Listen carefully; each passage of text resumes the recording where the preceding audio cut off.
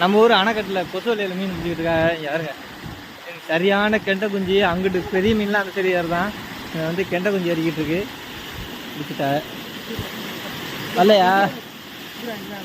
போங்க போங்க. கம்மியான மீன் வந்துருக்கு.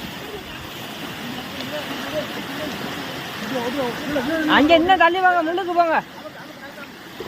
மடியை மேலே தூக்குங்க.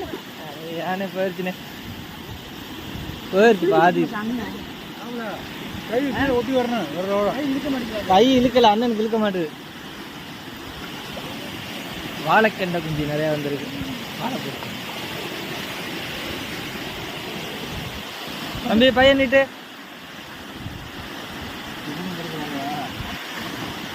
அங்கே